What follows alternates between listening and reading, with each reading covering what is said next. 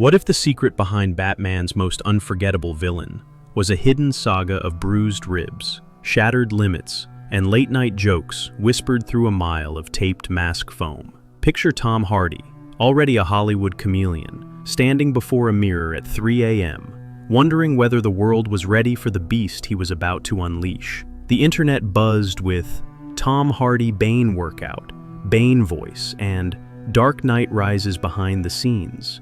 But the real story hadn't leaked. The one where confidence teetered on the edge of collapse and a single wrong lift could end a dream. Imagine the first table read, a cavernous London warehouse, the air tingling with electricity and espresso. Christopher Nolan paced like a grand chess master. Christian Bale stretched silently in a corner, and Hardy, wrapped in an oversized hoodie, tested a guttural growl that made a lighting tech drop his sandwich. Phones vibrated across 3 continents as insiders leaked, Tom Hardy gains 30 pounds for Batman sequel. No one leaked the part where the weight gain wrecked his knees, or how Hardy woke nightly afraid the role might swallow him whole. Don't forget to subscribe to the channel for the continuation of this story, because things will get interesting towards the end. Those early days were more mental than muscular. Hardy taped quotes, "Gotham deserves a better class of criminal," to his fridge beside tuna steak calorie counts. Clicking through fan forums, he noted every expectation. Bigger than life, scarier than the Joker. A villain who could physically break Batman. Each line was a mountain. He texted his trainer, "We need Everest, mate," then walked into a stormy dawn to begin sprint intervals that tore at his lungs like claws. Pain arrived fast. 2 weeks in, an overzealous stunt rehearsal left him with a torn shoulder ligament. The production medic suggested rest. Hardy refused. Instead, he invented Bane Yoga, a twisted series of stretches done while wearing the prototype mask. The mask caught the attention of viewers because it looked so scary and changed the sound of his voice. And most of the filming took place with the mask on. It fogged with every exhale, smelled like rubber and willpower, and made him look like a sci-fi dragon practicing meditation. Crew members sneak-filmed the routine, Tom Hardy mask workout, content that would later explode on YouTube. Proof of madness masquerading as discipline. Don't forget to leave your thoughts on Tom Hardy's Bane role in the comments. Tom's first day on the Pittsburgh backlot felt like stepping onto another planet. Tractor trailers hummed, extras dressed as Gotham cops sipped coffee beside wrecked Batmobiles, and a chill river breeze cut through even the thick Kevlar of Bane's coat. Hardy, now 35 pounds heavier, tried not to show that his costume felt like wearing a furnace. He joked to a grip, "At least I'll save on heating bills," unaware that inside the mask, sweat already pooled, mixing with nerves. The mask itself was a masterpiece and a nightmare. Designed to look like a metallic spinal column wrapped around his face, it required an Allen wrench to remove. Early fittings took 90 minutes, and each time prosthetics wizard Rob warned, "If the airline clogs, shout." Hardy, in muffled Bane baritone, replied, "Shouting might be complicated, dear doctor." Laughter rippled, but everyone knew a jammed valve could send him fainting in seconds. Rehearsals for the iconic sewer fight with Batman began at 6 a.m. Christian Bale, ever the professional, greeted Hardy with a curt nod before sliding into combat stance. The choreography supervisor counted beats, grapple, gut punch, lift. Hardy had to hoist Bale over his shoulders, pivot, and slam him onto a foam mat disguised as concrete. On the third run, his back spasmed, vision whited out, yet he finished the throw, landing Bale gently. Bale's eyes widened in respect. Hardy excused himself to the shadows, biting back a scream. Behind closed doors, the pain screamed. Physiotherapist Marta met him in a church-turned-treatment room. Between hymnals, she drove her thumbs into knots so tense they felt like iron. Hardy quipped, "Forgive me, Father, for these gains," earning a weary smile. Marta warned that rupturing a disc was possible.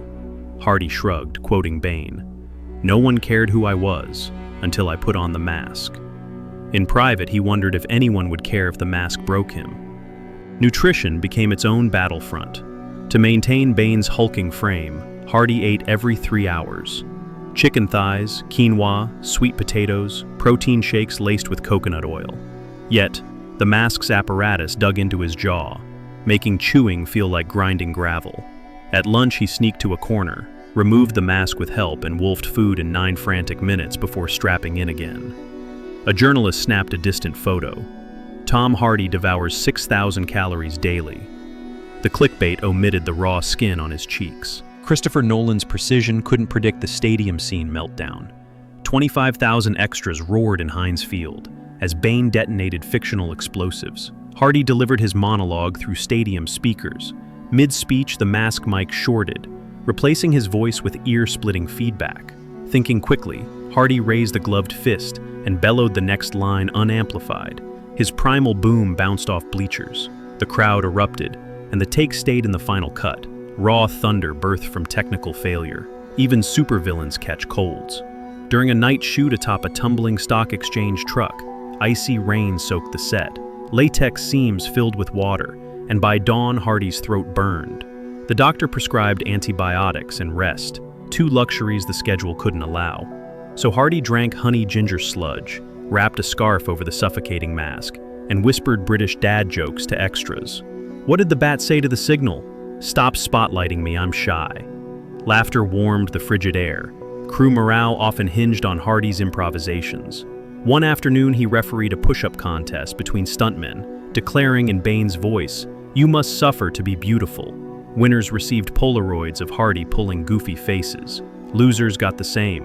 #BaneBootCamp trended for 48 hours, free marketing gold. Yet nobody posted the photo of Hardy afterward, icing his elbow in silence, wondering if jokes could patch torn ligaments. Rumor mills spun after paparazzi captured Hardy and Bale in what looked like a shouting match. Headlines screamed, "Batman versus Bane feud." Truth? They were arguing soccer tactics. Hardy laughed, telling Bale, "We should charge for gossip." Bale suggested they leak a story claiming Hardy eats bats.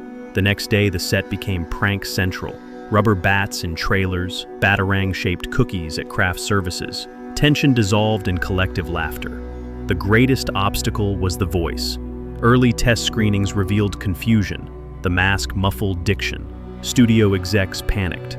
Nolan scheduled emergency ADR, but Hardy fought to keep the original rasp. In a dim booth, he experimented with vowel shapes, channeling Romani rhythms and hints of Sean Connery. At 2 a.m., after 47 takes, Nolan nodded. The new mix maintained menace, yet sliced through surround sound like steel. Physical strain compounded. Hardy's traps swelled until costume seams threatened to split. Circulation faltered. His trainer removed curls, fearing compartment syndrome. Hardy joked, "Skipping arm day? Tell the internet." Instead, he focused on yoga inversions to decompress his spine. A PA walked in to find Hardy in a headstand, mask on, humming opera. The PA nearly fainted. Hardy flipped down and murmured, "Bane practices mindfulness, darling." Instagram went berserk. With schedules compressed, nights bled into dawn. Between setups, he memorized next week's monologues, scribbling lines on foam props. He tested each delivery with grips and electricians, insisting the whole crew own the story. The vehicle chase through Gotham's frozen streets tested limits. Hardy spent 8 hours strapped to an open hatch, wind chill below zero.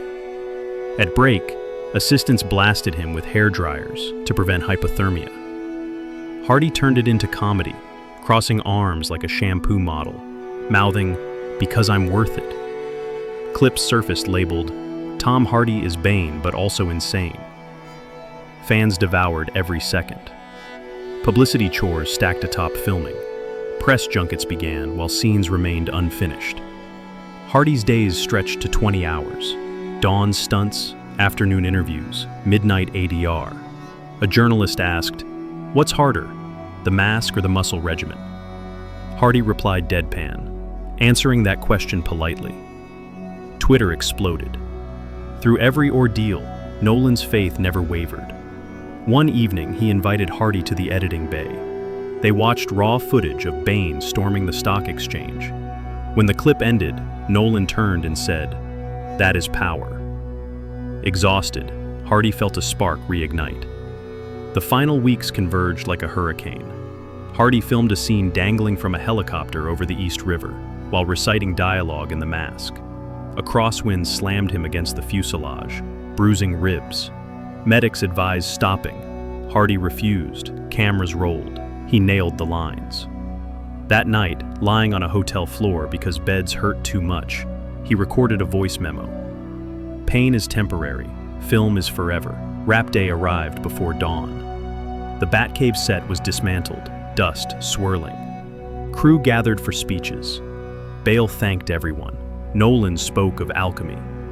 Hardy stepped forward, mask in hand, quoted Churchill, then switched to Bane's voice. "When Gotham is ashes, you have my permission to rap." Applause thundered. He hid tears behind the mask one last time. Post-production brought fresh challenges. Test audiences still struggled with Bane's clarity. Hardy spent weeks tweaking consonants in studio. The process felt like carving marble with a spoon, but final approval arrived. He celebrated by eating an entire cheesecake and sleeping 12 hours.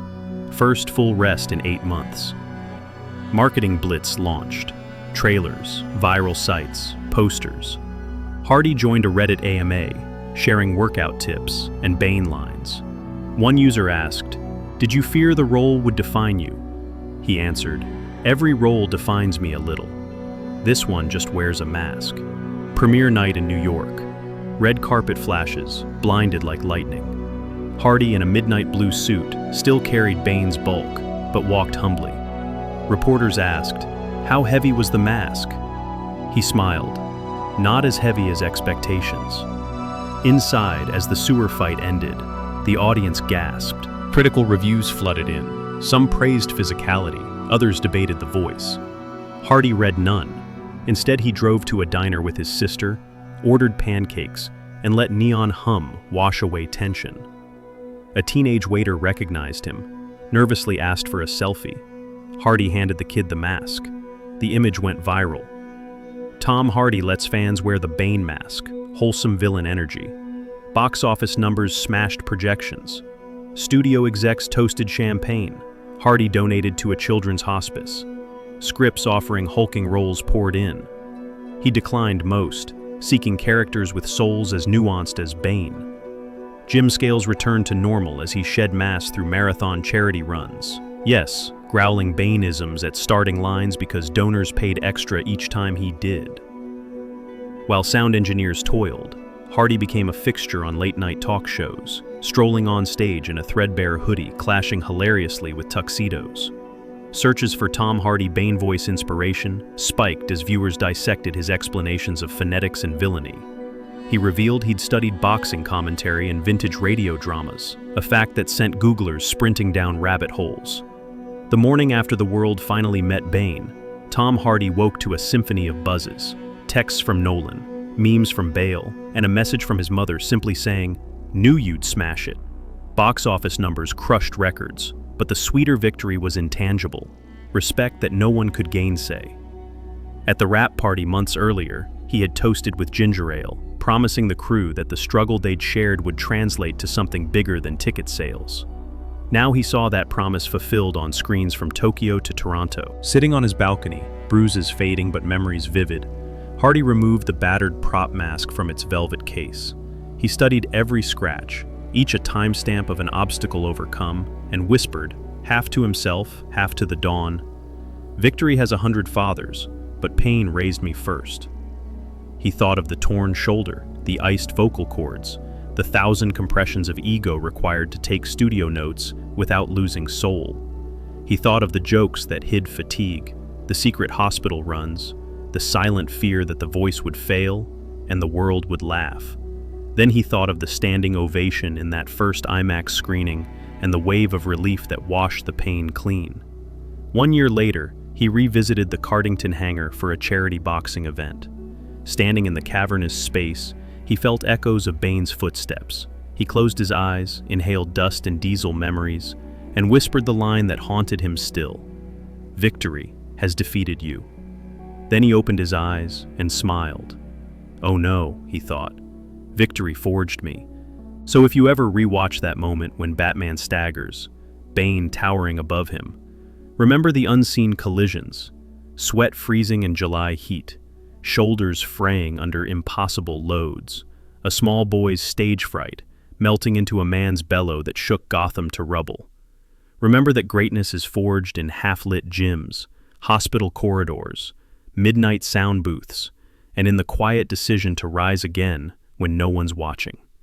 Tom Hardy did not simply play Bane, he bled, laughed, and roared him into existence, proving that monsters and heroes are born of the same raw chaos, shaped by the stories we dare to tell ourselves in the dark before dawn.